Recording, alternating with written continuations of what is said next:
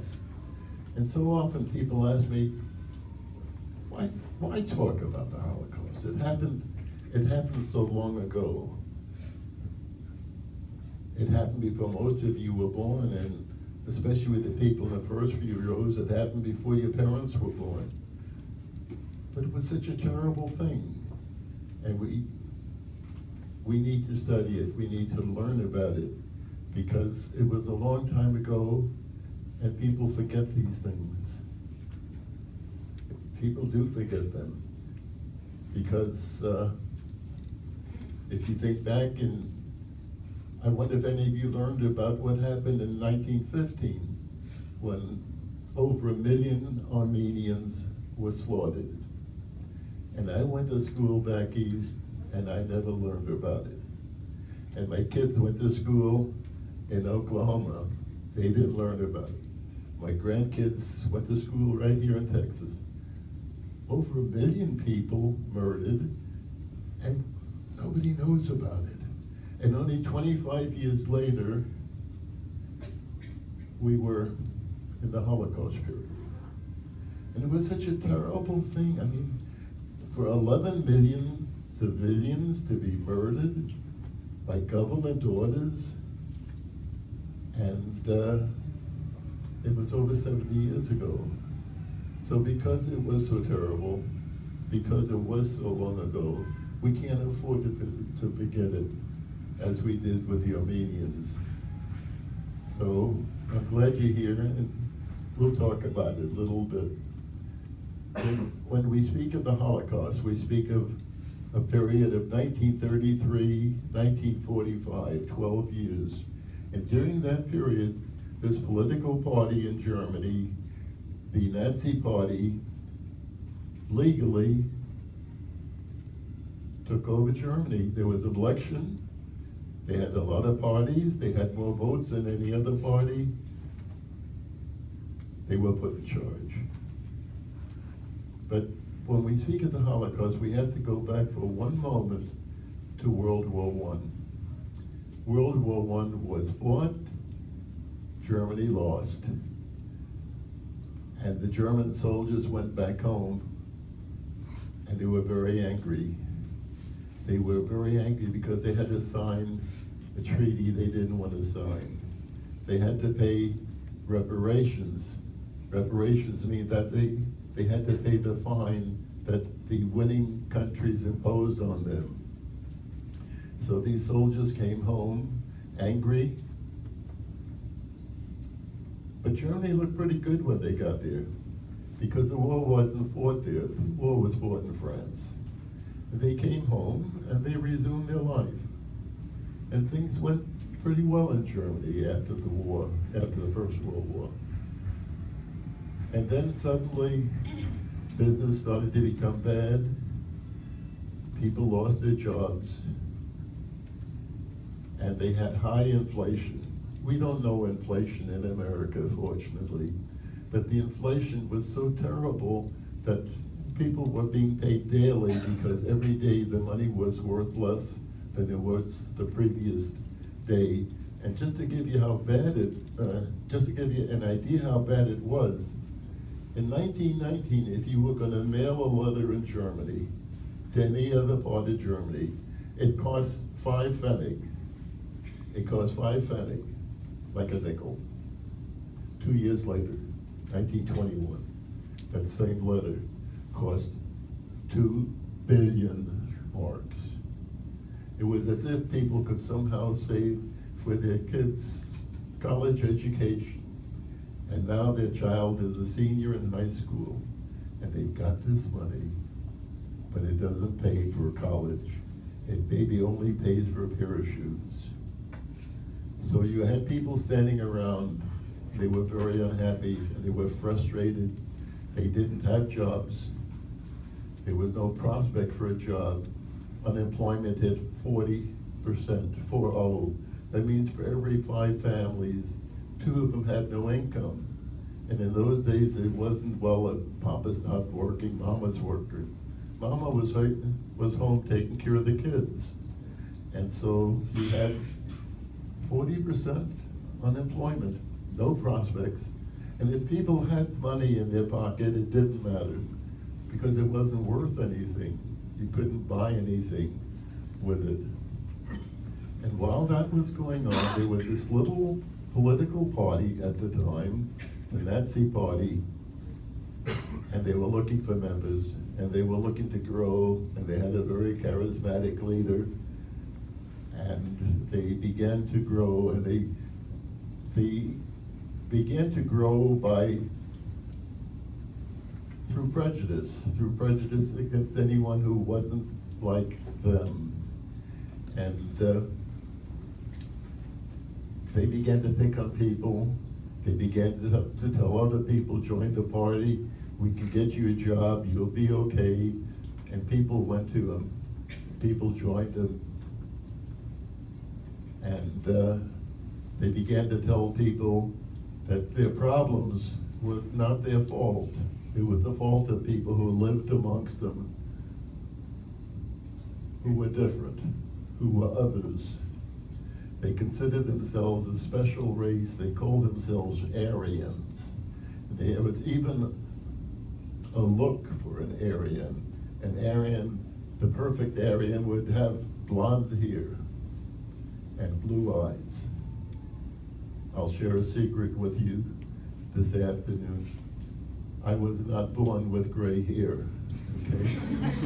I was born with blonde hair, and I still have my blue eyes, right? And I was the most Aryan-looking Jewish kid you could imagine in Germany, and my mother often would tell the story of taking me on a train. And this military officer with the black boots and the shiny buttons came down the train and stopped when he saw me. And he ran his hand through my hair the way people do. And he turned to my mother and told her how fortunate she is to have such an Aryan-looking son. I was perfect. Blonde hair, blue eyes. So what if I had brown hair? What if I had black hair? What if I had red hair? How different a person would that make me? But that's all it took. And they began to pick on anyone who was different. And my people were not the first people picked on. The first people picked on were people who were physically and mentally challenged. They just weren't going to have someone with a mental or physical problem pass on their handicap to yet another German generation.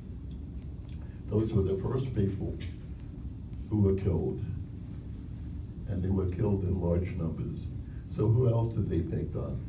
Besides those people, besides my people, they would pick on communists, homosexuals, Jehovah's Witnesses, liberal Catholic priests, liberal Protestant ministers, people in labor parties, people in unions.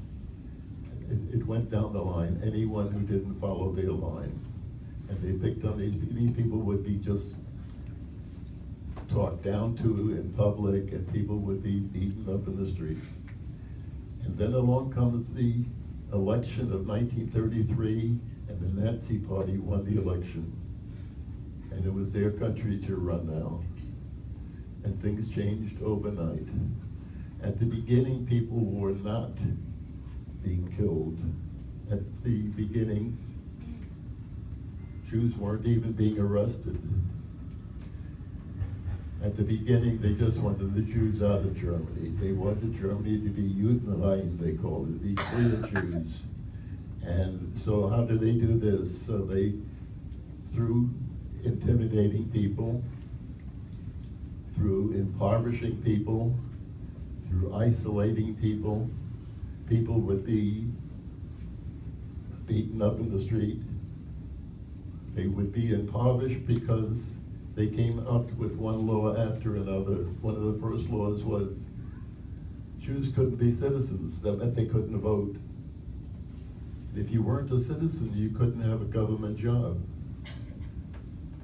For example, you couldn't be a teacher. Teachers were paid by the federal government. And then shortly after that, they said, no Jews can be teachers. Teachers have to be members of the Nazi Party. And they took advantage of that. And you would have these teachers with their Nazi Party cards pick on the isolated Jewish students in the class. The teacher would ask the class, you have 5 apples.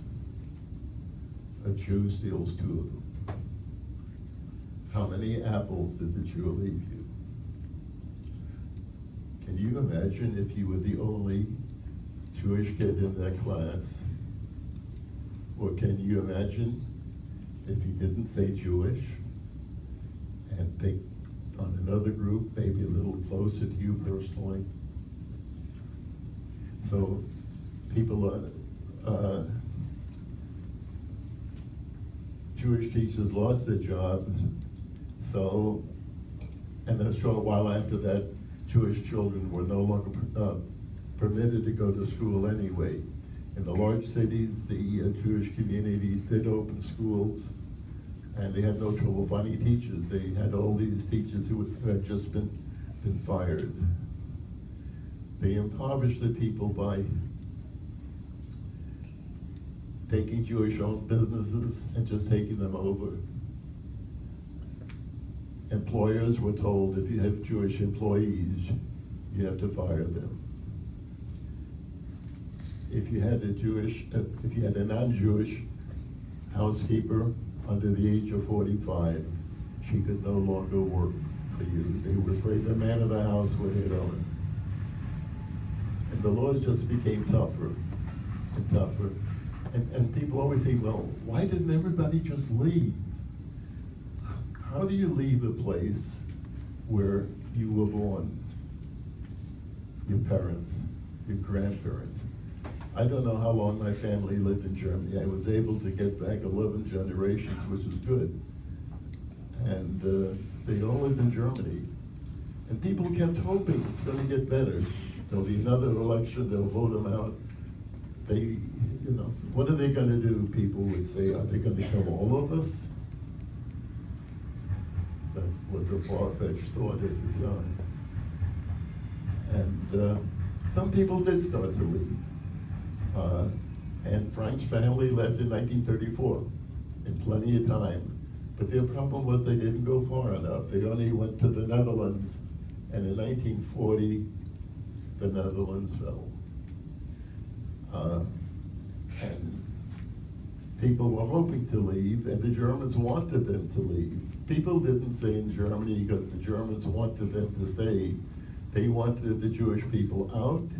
They wanted their homes and their properties to help pay for the reparations. And when things weren't moving fast enough, on November 9th, 1938, an event took place all over Germany, and it's called Kristallnacht. It was the night of the broken crystal, where every Jewish house of worship was attacked and torched, and most destroyed. The one in my hometown was not destroyed. It was torched. Prayer books were taken into the courtyard and doused with kerosene, whatever. The building was set on fire, but there were 2 homes immediately next door to the synagogue on either side. One of them belonged to a great aunt of mine. And so the fire was put out. The building today is a museum building. That night, for the first time, Jewish people were arrested. Jews who were arrested before that were not arrested because they were Jews. Maybe they were communists, maybe they were homosexuals. November 9th, they were arrested because they were Jews. 30,000 men were arrested. And if you think of it, when this all started, the Jewish community in Germany was less than 1%, just under 600,000. By 1938, there were maybe 325,000. 30,000 men arrested. That's a huge percentage. They were put in 3 concentration camps, not to be murdered. They were put in 3 concentration camps for a short while, for a couple of months. And then they were told if they would pick up with their families and leave Germany right away, they could leave the camp. Well, heck yeah, everybody volunteered for that one. And people came out and they had to leave Germany. And that's when they found that the world was divided into 2 areas.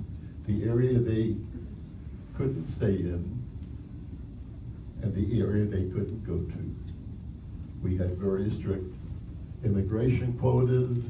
Immigration department was very tough. There was a lot of anti-Semitism and anti-immigrant feelings in the American community. And people came out of the camps and they looked at each other. How do we go to another country? Most of these people had no relatives in the free world. My sister's father-in-law, for example, was one of the men arrested. And when he came out, he went home and he had no idea where he might go.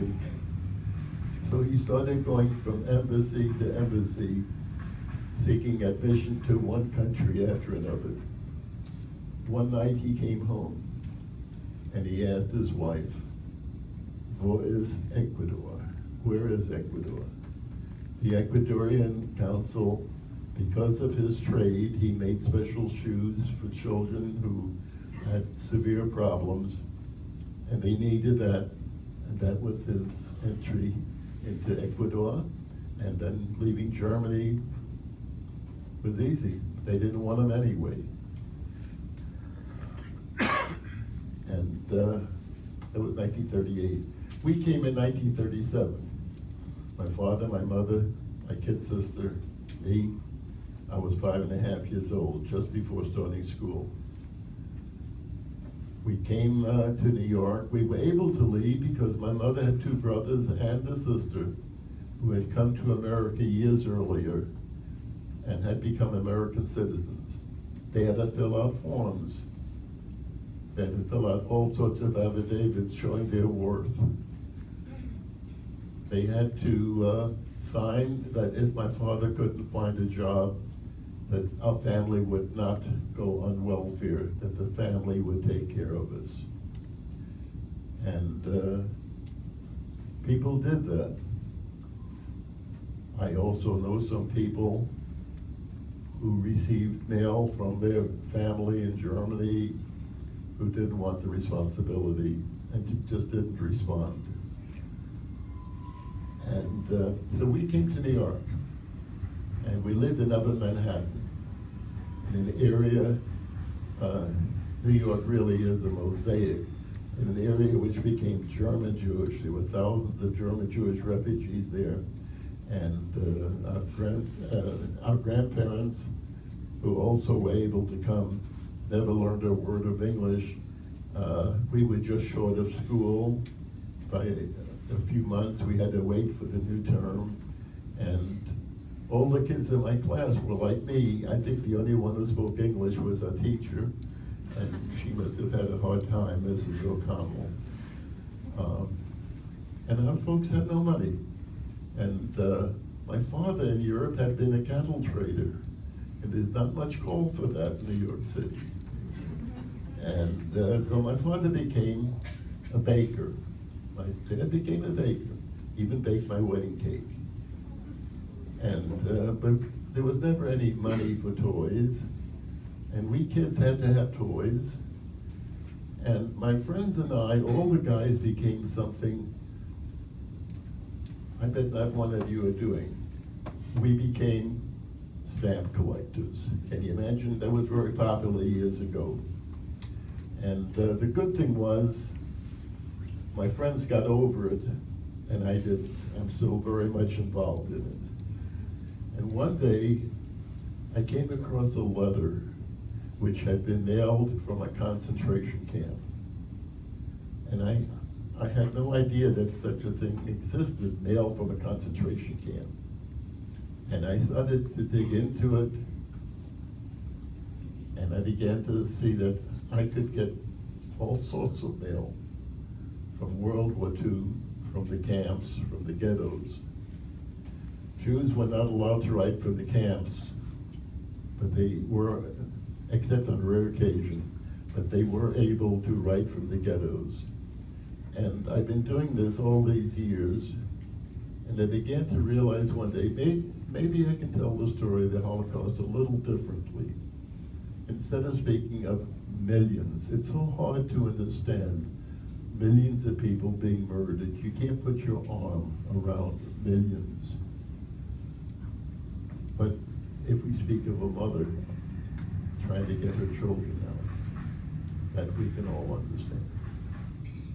So I made a little PowerPoint presentation, and I'm going to show you a few examples of these items from my collection. Would you mind, ma'am, switching the light over your head there, both of them? Thank you.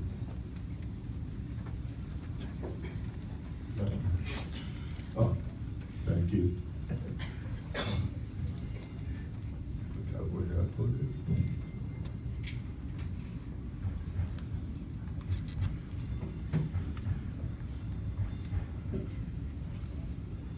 Okay, first one.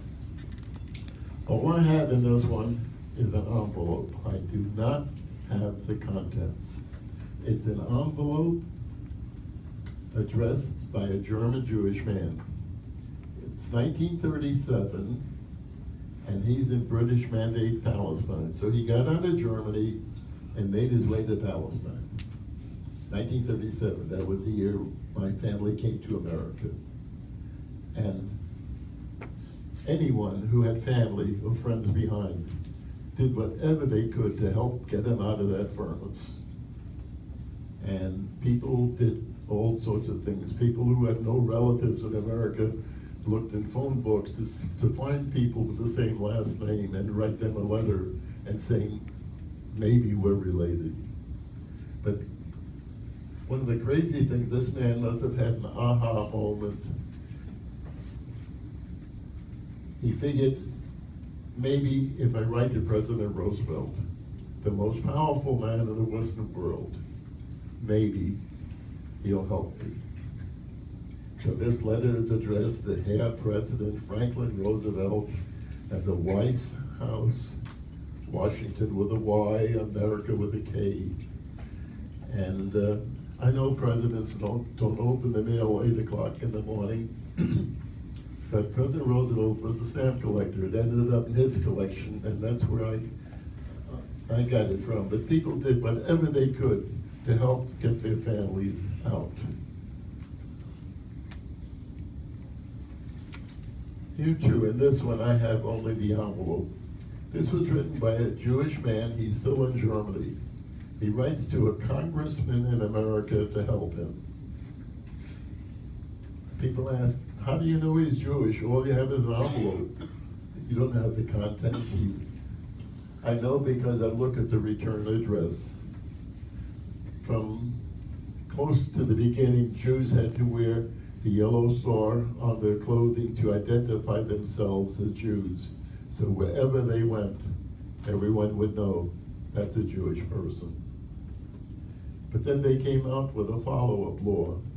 The Jewish men had to take the middle name Israel, and Jewish women had to take the middle name Sarah and use it on all their letters so that the receiver would know right away who's writing to him. And here's the return address, Ludwig, Israel. Sure. This is one of 2 postcards. And I came across this in Denver on a trip one day, and it's a postcard written by a Jewish woman. There's her name, Regina Sarah Israel. There's that middle name. Regina is still in Germany when she writes this postcard on November 13th, 1941. She and her family have lived under the Nazis for 8 years. It's 3 years since Kristallnacht. She's still in Germany and writes to her cousin Rosie, who's in Milwaukee, Wisconsin. And in the postcard she writes, "There is no time to lose anymore, otherwise we are lost.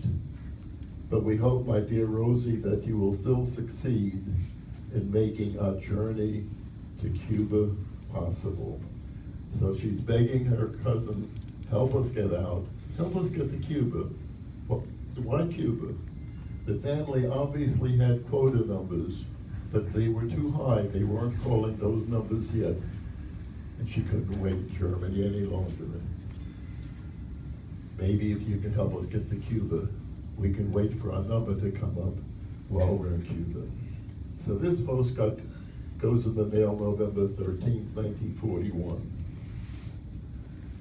13 days later, her husband, Dr. Frederick Israel, also writes to the same cousin, Rosie. And he writes, "Sadly, we must bring to you the terrible news of the death of our oldest son, Gustav. We had the finest physicians in Cologne, but nothing could be done." He gives no indication how he died, if he was killed, but he died. And he says, "We had the finest physicians in Cologne," but at that time, Jews could only go to Jewish doctors, and there weren't that many Jewish doctors left in November of 1941 in Cologne, Germany. And in the same paragraph, he continues, "For the emigration, for our leaving Germany, we must concern ourselves only with the children, Johanna and Jacob. Please, dear Rosie, act with the greatest urgency on our visas to Cuba." So, 2 cards written 13 days apart. And I noticed with the cancel, both cards, even though they were sent almost 2 weeks apart, didn't arrive into Milwaukee until January 7th, 1942. While these 2 postcards were in the mail, Pearl Harbor happened, December 7th, 1941. By the time they got to Rosie, America was now at war. When Rosie sees these 2 postcards from her family, she realizes, I can't help them, we're at war now. There's no conversation between the 2 sides. So I really began to worry, I really began to wonder, what happened to these people? They're in Germany, they've lived under the Nazis for 8 years, they're trying to get out. Did they make it? So I contacted the Jewish community in Milwaukee, and I asked them, who's Rosie Israel? And they replied and said, Rosie had been a school teacher in Milwaukee. She had never married, had no children, and she died. But she had a brother, and although he also died, he has a son who's alive and still living in Milwaukee. So I contacted the gentleman who was actually Rosie's nephew, and I contacted him and I asked him, tell me about your family. I told him about the 2 postcards, and then I asked him that question. And he said, you know, in 1941, I was 9 years old, he said, and my kid sister was even younger. And our folks never spoke of it because they didn't want to frighten us. They didn't want us to live in fear. He said, I have no idea what happened to my family. So my next step was, I sat down at my laptop and I brought up the Yad Vashem Museum, a museum in Jerusalem. And it's, the Yad Vashem Museum is putting together a database of Jews who were murdered in the camps. So I contacted Yad Vashem, and then this came up on my screen.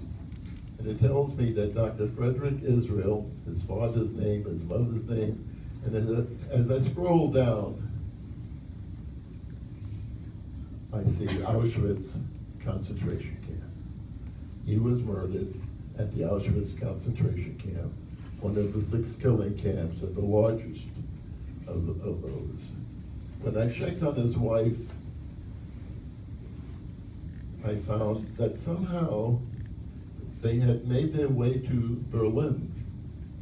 In Berlin, they were picked up on January 28, 1943, and taken to Terezin, a camp in what was then Czechoslovakia. And then on transport for train number 187, they went to Auschwitz, where she was murdered. The children, I checked on the daughter Johanna, she was with her mother, murdered at Auschwitz. And then the youngest one, Jacob, went with his mother, with his older sister.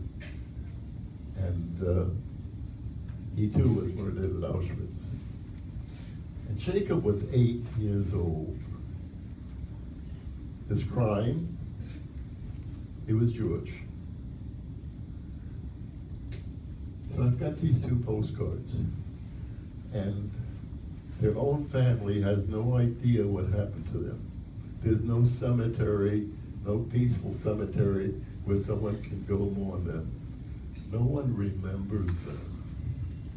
The worst thing about being murdered is being murdered twice. Once when you're murdered, and once when you're forgotten, when people forget you ever existed. And I always use the term murdered. No one died in a concentration camp. These people were murdered not for what they did, but for who they were. I'll show you a change of pace. Once the war started, mail became more and more difficult. There was a Jewish man in Jerusalem who, through the offices of the Catholic Church, was able to send this form letter to his brother who lived in Hungary. And he sends it in 1943. The Hungarian community was the last community standing. And he adds it in a short 5 or 6 lines. We're fine, how are you doing? How is the family? We haven't heard from you since 1940. And then a few months later, the form comes back to the brother in Jerusalem with a reply on the backside. And the brother Ignaz says basically, we're all well. And they were. It was 1943. 1 year later, 1944, the Jewish community in Hungary, 450,000, went to the various killing camps where they were killed, along with most of my wife's family. When I checked on the brother who said we're okay, Yad Vashem came up with this to tell me that he too was murdered at Auschwitz.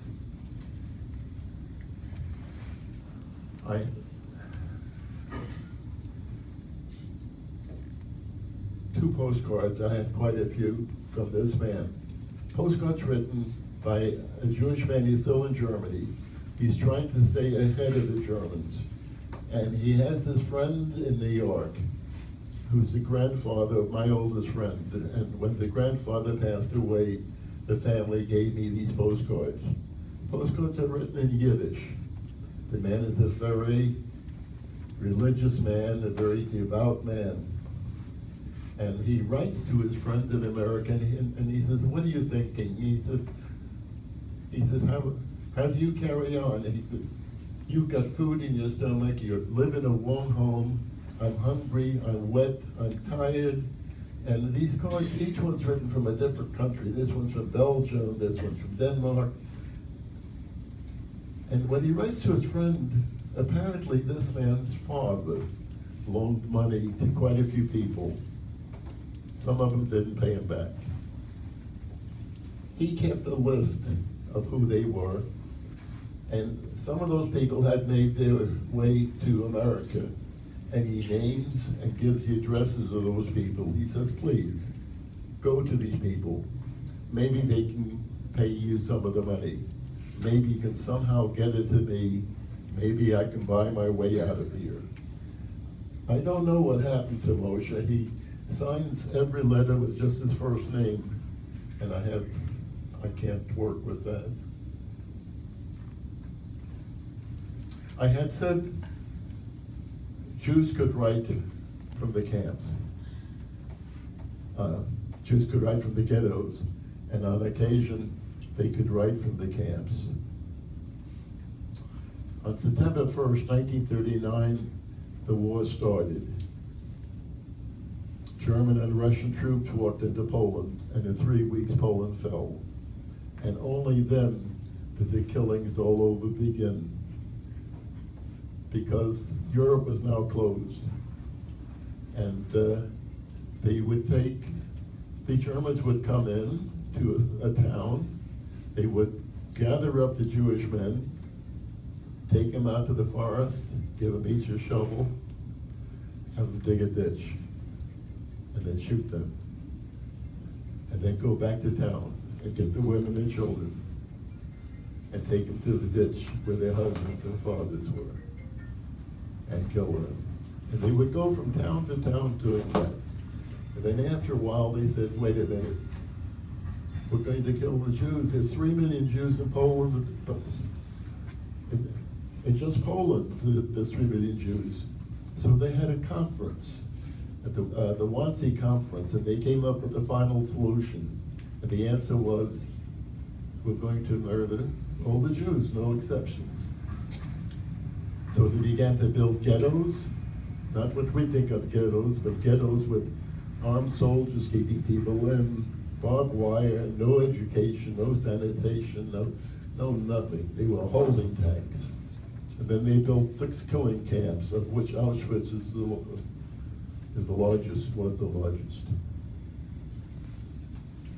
And they would come with the train and take the people from the ghettos to the killing camps. And they would tell the people, getting all those people onto a train, I'm sure was very chaotic. They told the people, we're going to take you to the east, further east. There'll be housing, there'll be employment opportunities, get on the train. And they did. And when the long trip ended and the train's doors would be open, there would be soldiers yelling at them and dogs barking at them, get out, get out, get out, and they would tumble out of the trains. And the first thing they did was they separated men and women, husbands from wives, parents from children. And then they went through what they called the selection. And people lined up in front of soldiers who sat there at their desks. And the soldier would look at you, and he would either wave you to the right or to the left. If you were young, if you were strong, if they could see labor potential from you as a slave labor, you went in one direction. If you were older, if you were frail, if you were pregnant, whatever, you went in the other direction. And within 24 hours, you would be gassed and incinerated, and your ashes would be sold to farmers for fertilizer. And this went on 7 days a week. Trains came in, people went to their death or slave labor. Slave labor wasn't a picnic because they didn't care about you, because tomorrow there's a new slave labor group coming in.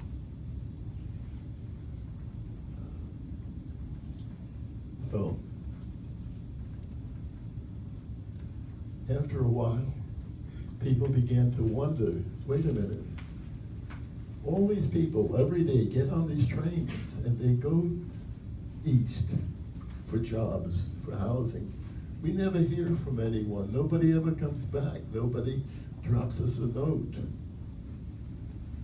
So to keep the flow going, from occasional trains, the Germans would take individual families. They would keep the family together. They would let them wear their regular clothing, not the pajamas. And they were told to write letters home, to write postcards home. And this is one of those postcards. And people kept their family alive for a while. And then they would rotate, bring new people in.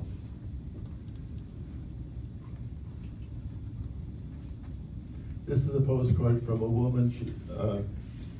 She is in a ghetto.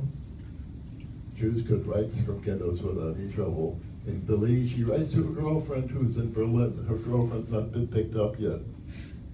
And she says on the postcard, on your big trip, in other words, when they come and take you, take only a small suitcase which can be carried a great distance, and whatever you wear for change. This is unusual. It's a postcard from a ghetto. A father in a ghetto writes to his daughter in another ghetto. And typically he scolds her for not writing often enough. When I checked on the family, I found that the daughter made it. The father never got out of the ghetto.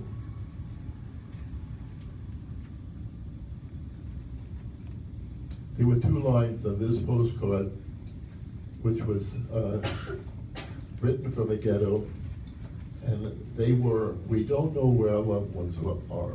Nobody knew where their family was. You were separated, you had no idea. The other line, please do not forget us. Nobody knows where we're at. We're gonna die. No one will know.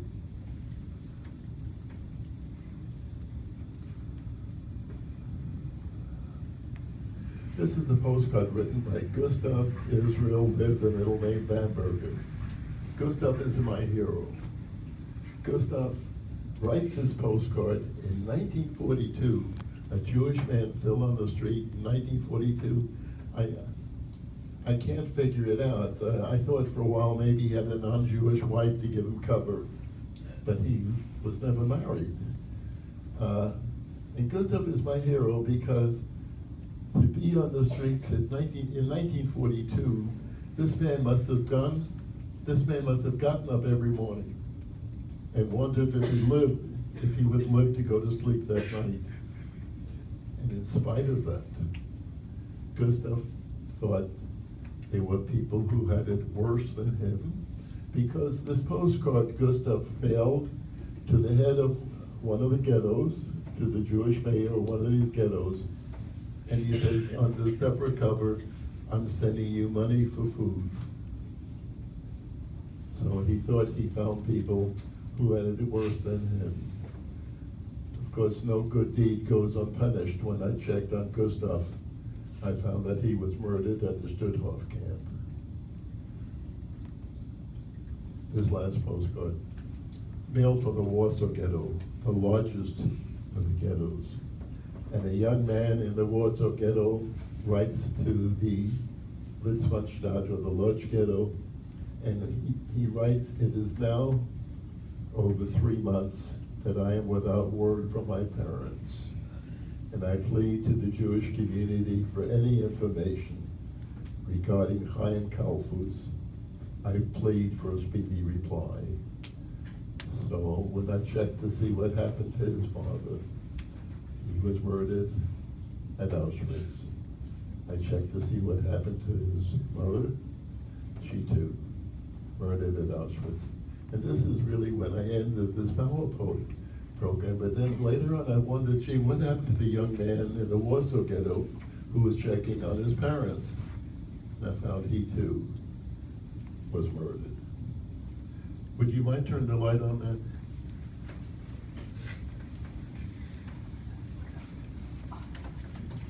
All these murders, all these killings, This didn't start with murder. This didn't start with killing. This started with prejudice. It started with words, and it led to unbelievable killing. And I know that all prejudice doesn't lead to genocide, but I think we all have to understand that all genocide begins with prejudice. It's a very contagious disease, and it spreads, and we still haven't found a cure for it. I used to think that my generation, with what took place in our life, would have made my generation do something to not let this sort of thing happen again. And we failed. We failed. We were determined that our kids and our grandkids were not going to experience this. We failed. So now we look at you guys. If there's going to be a difference in the world you're going to live in, it's going to have to come from you. And I know you're just young people still go to school, but you can start at any time. You can start the next time you hear someone talk down your classmate because they worship differently, because their grandmothers have a different accent. It's never too early to start. This prejudice has wiped out all these people, and if I can get personal for a moment, in my wife's illness, she required a lot of blood transfusions. Everyone there did. And you know, it wasn't until a couple of years later that I realized I never, ever heard anyone ask, where does this blood come from? Does it come from a white person, a black person, a red person, Catholic, Protestant, Jewish, Muslim, Buddhist? Nobody ever asked. And the people who donated their own blood to help a stranger, they didn't ask either. They didn't ask either. And I always sneak one little religious thing on you at this point. If you look at your Old Testament, when it speaks of the creation of the world, the paragraph for each day ends with the words, and God saw it was good, except the sixth day. That was the day man was created. That paragraph ends with the words, and God saw it was very good. So I used to wonder if God was that pleased with making man, why did he make one man? Why not two? Why not 22? I don't know the answer, but I'd like to think maybe the answer was that God made one man. So I can't come to you and say, I come from a better man than you. And you can't turn to your classmate and say, I come from a better man than you. If we all come from the same common beginning, how in a world that gets smaller every day do we grow further apart? It just doesn't make sense. We pick up the newspapers, the news is horrible. I hope you will make it better for tomorrow.